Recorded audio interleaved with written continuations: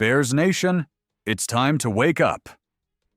Big moves are happening behind the scenes at Halas Hall, and they could shake up the entire team. First, a huge investment, $27.4 million over 3 years, is being made in Najee Harris. But is this a smart move? Or are the Bears putting too much faith in a running back that even Pittsburgh didn't fight to keep? And what does this mean for DeAndre Swift? Is he already on his way out before he even settles in?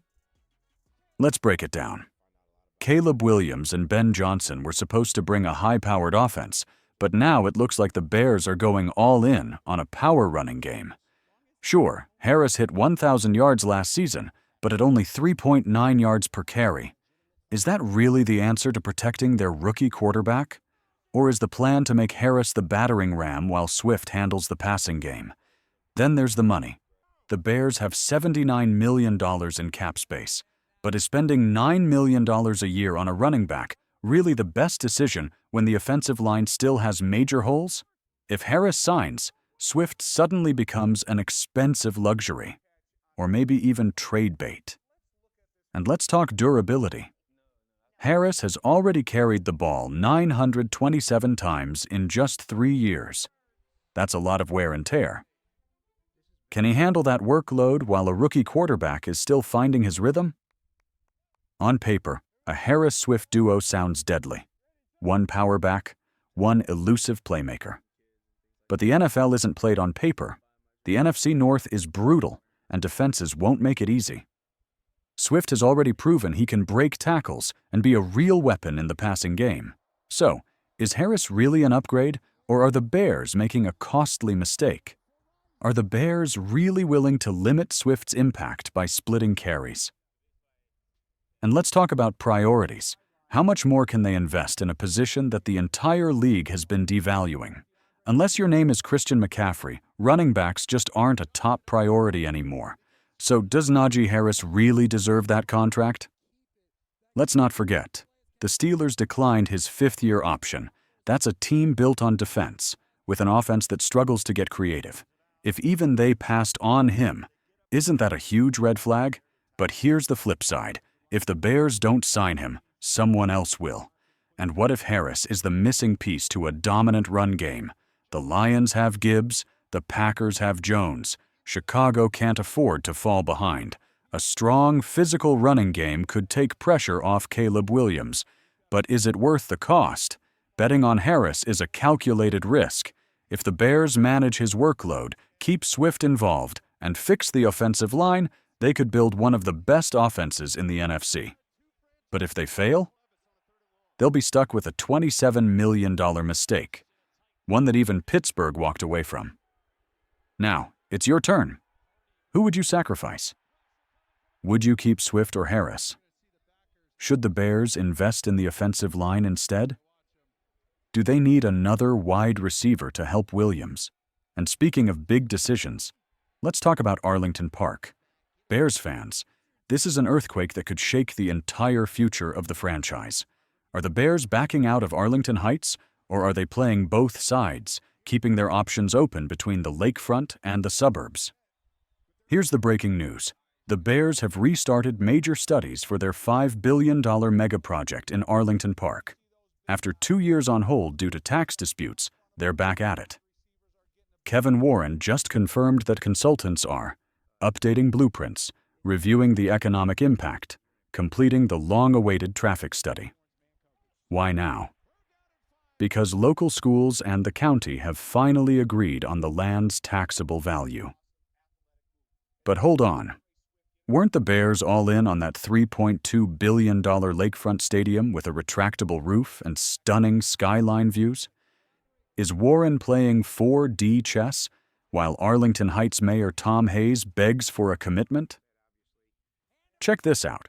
Hayes just said, "I remain hopeful," even though publicly they say they're prioritizing the lakefront. And here's another twist. Arlington Heights just resumed contracts with traffic consultants, paid for by the Bears. Oh, and those 2022 blueprints, Hayes now admits they were just a draft. Nothing is final. So what's the truth? Are the Bears serious about Arlington Park, or just using it as leverage? Drop your thoughts in the comments because this decision will define the next era of Chicago Bears football. Let's get straight to the point. Why would the Bears invest $197 million in 326 acres of land in Arlington Heights if they're secretly in love with the lakefront? Or is Chicago holding them hostage with endless permit delays and public funding battles? Here's the truth. Arlington Park is a gold mine. Imagine a state-of-the-art indoor stadium, luxury hotels, massive green spaces, way more revenue than Soldier Field could ever bring in. But despite that, the Bears are still flirting with Chicago. Why? Is this part of a bigger strategy, or are they just afraid to commit? And remember those jaw-dropping 2022 renderings of the futuristic Arlington Park complex? They're collecting dust. Even Mayor Tom Hayes admits that the stadium location is still up in the air. And now, suddenly, they're revising plans? Where's the progress? Meanwhile, the lakefront stadium is still just a fantasy. So what's really happening? Are the Bears playing both sides just to pressure Chicago into offering a better deal? Or is Arlington Heights nothing more than an expensive backup plan? Here's my take. If they were truly serious about Arlington Heights, we'd already see shovels in the ground. But Kevin Warren, who knows how to navigate stadium deals, also knows that Chicago is a political nightmare. So what would they rather do? Fight for prime real estate with a retractable roof? Lock themselves into the suburbs for the long haul? What do you think, Bears fans? Should they leave Soldier Field now and go all in on Arlington Heights, even if it takes 5 years? Or should they keep the lakefront dream alive, even if it costs taxpayers $3.2 billion? Now, let's talk about something even more serious. Are the Bears about to get rid of a fan favorite? This isn't just a business decision. It feels like a betrayal. Bears fans, listen up. Are they really going to let go of a warrior who has given everything to this franchise? Stay tuned, because this move could change the heart and soul of the team. We're talking about Jack Sanborn, the hometown kid from Lake Zurich who has spent the past 3 seasons proving that heart can be faster than the stopwatch. And now, after 59 tackles, 5 tackles for loss, and leading special teams like a general, they're willing to put him at risk over a few $1 million? Brad Biggs from the Chicago Tribune reports that Chris Williams and Josh Blackwell are the Bears' priorities in restricted free agency. But I have to ask, since when does a linebacker with killer instincts, who played 84% of special team snaps, become worth less than a low-level contract offer? Don't give me excuses about athletic limitations. Haven't we seen this guy fly across the field like every tackle is for his family's honor? Sure, his coverage stats aren't pretty, 66.7% of passes completed against him. But what did you expect from a run-stopping tank? His job isn't to lock down receivers. It's to stuff the run and bring toughness to this defense. Paying $3.2 million for the lowest tender? That's a steal for a player who is a locker room leader and a rock on 3rd and short situations. Or would the Bears rather risk letting another team sign him and getting nothing in return? If they don't match an offer, Sanborn walks for free, and that would be a brutal mistake. Teams manage salaries like accountants, but what happened to loyalty? Sanborn is Chicago. He plays with the city's attitude on his chest. Are the Bears really going to replace him with a random draft pick or an overpriced free agent who doesn't even know what Soldier Field means? Here's the bottom line. Keeping him isn't just a business decision, it's a moral obligation. If the Bears let him walk, fans better ask Ryan Poles what kind of legacy he's building. Do you want a team of mercenaries or true warriors who bleed Bears football? Now, let me hit you with the most controversial question.